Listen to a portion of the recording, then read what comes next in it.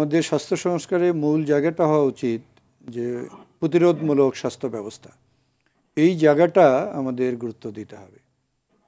বিশ্বের অন্যান্য উন্নয়নশীল দেশের মতো আমাদের দেশেও আমরা যদি প্রতিরোধমূলক স্বাস্থ্য ব্যবস্থাটাকে জোর দেই, তাহলে যেটা হবে ডিজিজ বার্ডেনটা কমে যাবে। আমাদের যত ডিজিজ বার্ডেন কমবে, তত আমাদের কিউরেটিভ বা হাসপাতালের উপরে চাপ কমবে।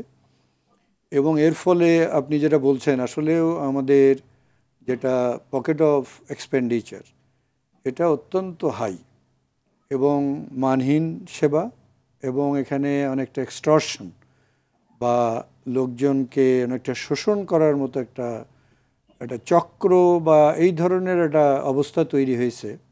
সেক্ষেত্রে আমাদের যদি আমরা প্রতিরোধমূলক বা নির্মূল করতে পারি কোনো রোগকে বা নিয়ন্ত্রণ করতে পারি, তাহলে আমাদের এটা একদিকে যেরকম স্বাস্থ্যের যে খরচ, বিশেষ করে যখন ক্যাটাস্ট্রফিক হেলথ এক্সপেন্ডিচার হচ্ছে, মানুষের উপরে এটার যে বিশাল প্রভাব পড়ছে, সেটা কমবে। এক, দুই নম্বর, আমাদের যেমন ধরুন লাইফ এক্সপেক্টেন্সি বেড়েছে, কিন্তু কোয়ালিটি অফ লাইফ যদি আমরা দেখি, সেটা কিন্তু বাড়েনি। অসংখ্য লোক আমাদের নানা ধরনের দীর্ঘমেয়াদী রোগে ভুগছে। ডায়াবেটিস, উচ্চ রক্তচাপ, শ্বাসজনিত নানা সমস্যা, ক্যান্সার, এই ধরনের রোগগুলো কিন্তু প্রচুর হচ্ছে। তার মানে যে আমাদের মানুষরা একটা যে স্বাস্থ্যকর জীবন, সেটা জীবনযাপন করতে না পারার ফলে প্রোডাক্টিভিটির উপরেও তার প্রভাব পড়ছে। তো সব মিলিয়ে, এবং আমরা আমাদের ছোট দেশ হলেও 18 কোটি মানুষ, তারা যদি এরকম আক্রান্ত হতে থাকেন সংক্রামক অসংক্রামক নানা রোগে, তাদের চিকিৎসা দেওয়ার জন্য যে পরিমাণ হাসপাতাল, যে পরিমাণ চিকিৎসক লাগবে, সেটা আমরা কোনো দিনই পারবো না।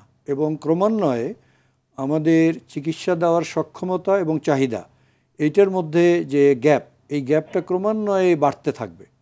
তো আমরা কোনোদিনও ওই গ্যাপ পূরণ করতে পারবো না। দু একটা উদাহরণ আমি দিতে পারি যে প্রতিরোধমূলক বা প্রিভেন্টিভ আমাদের স্বাস্থ্য কীরকম ভূমিকা রেখেছে। ধরুন ম্যালেরিয়ার কথা। এক সময় আমাদের প্রচুর ম্যালেরিয়া হতো, এবং ম্যালেরিয়া রোগ শনাক্তকরণ, ম্যালেরিয়া চিকিৎসা ইত্যাদির জন্য আমাদের নানা ধরনের পরীক্ষা নিরীক্ষা লাগতো, নানা ধরনের দক্ষ লোক লাগতো, তারপরেও অসংখ্য লোক মারা যেত। একই কথা বলা যেতে পারে কালাজ্বরের, কিংবা গোদরোগ বা ফাইলেরিয়াসিস। আগে অনেক লোক আক্রান্ত হতো এবং তাদের চিকিৎসা ব্যয় কখনো কখনো অত্যধিক হতো, এবং এটা যেহেতু বেশিরভাগ আমাদের গ্রামের লোকজন, তারা এই ব্যয়ভার মেটাতেও পারতো না, এবং তার ফলে অনেক মৃত্যু হতো। কিন্তু আমরা ম্যালেরিয়াকে নিয়ন্ত্রণ করতে পেরেছি। আগে যেখানে 2.5 লক্ষ 3 লক্ষ রোগী হতো, সেটা এখন 10-15 হাজারে নেমে আসছে। সুতরাং আমাদের আর অনেক ডায়াগনোসিস লাগে না, অনেক চিকিৎসা লাগে না, অনেক দক্ষ চিকিৎসক লাগে না।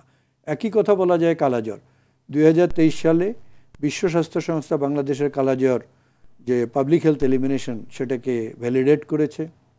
এবং আমি কালাজ্বর দীর্ঘদিন নিয়ে কাজ করি। আমার মনে আছে আইডিসিআরে সেই গ্রাম থেকে লোকেরা আসতো কালাজ্বর ডায়াগনোসিসের জন্য, আর কোথাও হতো না কনফার্ম ডায়াগনোসিস। এখন কিন্তু আর লাগছে না, কালাজ্বরের জন্য চিকিৎসা লাগছে না। কালাজ্বর এখন কমতে কমতে আগে যেখানে 10-12 হাজার রোগী হতো, সেটা এখন 50-60 জনে নেমে এসছে। তো এরকম আমরা যদি অন্য রোগগুলোকেও, ডায়াবেটিসের কথা ধরুন, ডায়াবেটিসকে আমরা এরকমভাবে চলবো যে ডায়াবেটিস বাড়তেই থাকবে, আমরা চিকিৎসা দিয়েই যাব, নাকি আমরা ডায়াবেটিস প্রতিরোধে কোনো ব্যবস্থা নেব, কিংবা উচ্চ রক্তচাপ, কিংবা আপনি সিওপিডি, এই যে ঢাকায় বায়ু দূষণের যে অবস্থা, এর ফলে আমাদের ছোট ছোট বাচ্চাদের এই শ্বাসনালীজনিত নানা সমস্যায় তারা যে দীর্ঘমেয়াদী একটা চক্রের মধ্যে পড়বে, তার ফলে তাদের মানসিক এবং শারীরিক দুটো বিকাশ রুদ্ধ হয়ে যাবে। তাহলে এখানে আমাদের কিন্তু আসলে এই যদি বায়ুর দূষণ আমরা না কমাতে পারি, আমরা যত চিকিৎসাই দিই, যত চিকিৎসক তৈরি করি, যত হাসপাতাল তৈরি করি, আমরা এই শ্বাসনালীর এই যে সমস্যাগুলো, এর সমাধান করতে পারবো না। এবং মানুষ আসলে ধীরে ধীরে, যদি আমাদের এখানে বোধহয় শ্বাসনালীর একজন বিশেষজ্ঞ আছেন, তো উনি জানেন যে ধীরে ধীরে তারা এমন একটা অবস্থায় যাবে যে তাদের হয়তো এমফাইসেমা তৈরি হবে বা এরকম কিছু, তার ফলে তারা মানে স্বাভাবিক জীবনও যাপন করতে পারবেন না। তো আমরা যদি সত্যি বাংলাদেশ একটা উন্নত দেশ হতে চাই, অর্থনীতিতে যদি আমরা ভালো করতে চাই, তাহলে আমাদের এই প্রতিরোধমূলক যে চিকিৎসা, আমাদের বিভিন্ন রোগ নিয়ন্ত্রণ, রোগ নির্মূল, এগুলো দীর্ঘমেয়াদী পরিকল্পনা করে বাস্তবায়ন শুরু করতে হবে। তাহলে তার ফলটা আমরা হয়তো আগামী 15 বা 20 বছর পরে একটা ভালো ফল পাবো। আর তা যদি আমরা না জি। করি, আমি যেটা বলেছি, ধীরে ধীরে মানুষের চিকিৎসা পাওয়ার যে সম্ভাবনা, সেটা ক্রমান্বয়ে সংকুচিত হয়ে যাবে।